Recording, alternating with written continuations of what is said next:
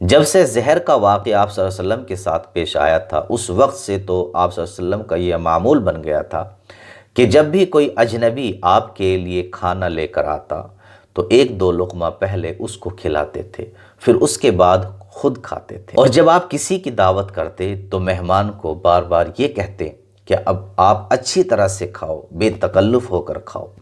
اور جب آپ کھانا کھانے بیٹھ جاتے تو دوسروں کا خیال کرتے ہوئے آپ پہلے نہیں اٹھتے تھے بلکہ سب سے آخر میں اٹھا کرتے تھے۔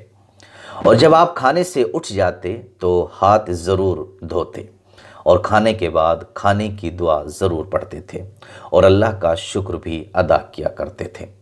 اگر کوئی چیز مجلس میں آ جاتی تو جتنے دوست احباب وہاں ہوتے ان سب کو اس میں شامل فرماتے، اور جو دوست غیر حاضر ہوتے ان کا حصہ آپ الگ نکال کر رکھتے تھے۔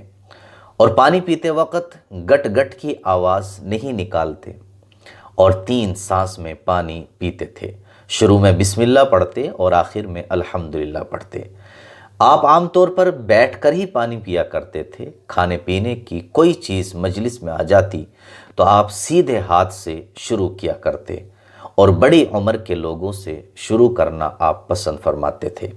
کھانے میں آپ کبھی پھونک مار کر نہیں کھاتے تھے۔ کھانے پینے کی چیزوں کو ڈھانک کر رکھنے کا حکم فرمایا کرتے تھے، اور نیا کھانا جب آپ کے سامنے آتا تھا تو اس کا نام ضرور معلوم کر لیتے تھے۔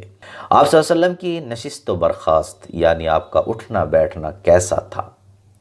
آپ کبھی اکڑو بیٹھتے، کبھی دو زانو بیٹھ جایا کرتے تھے۔ بیٹھتے وقت اگر آپ کو ٹیک لگانا ہوتا تو الٹے ہاتھ کی ٹیک لگایا کرتے تھے۔ اگر آپ فکر یا سوچ کے وقت بیٹھتے تو زمین کو لکڑی سے کریدا کرتے تھے۔ سونے کے لیے سیدھی کروٹ سوتے اور سیدھے ہاتھ کی ہتھیلی کو رخسار کے سیدھی طرف نیچے رکھا کرتے تھے۔ کبھی سیدھے اور چت بھی لیٹتے تھے اور پاؤں پر پاؤں بھی رکھ لیتے تھے، مگر سطر کا اہتمام کرتے تھے۔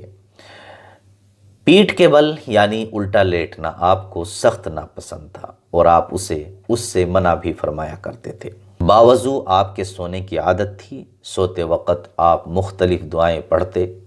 اس کے علاوہ آخر کی 3 سورتیں سورہ اخلاص اور معوذتین یعنی قل اعوذ برب الفلق، قل اعوذ برب الناس، ان کو پڑھ کر اپنے اوپر دم کر کے سویا کرتے تھے۔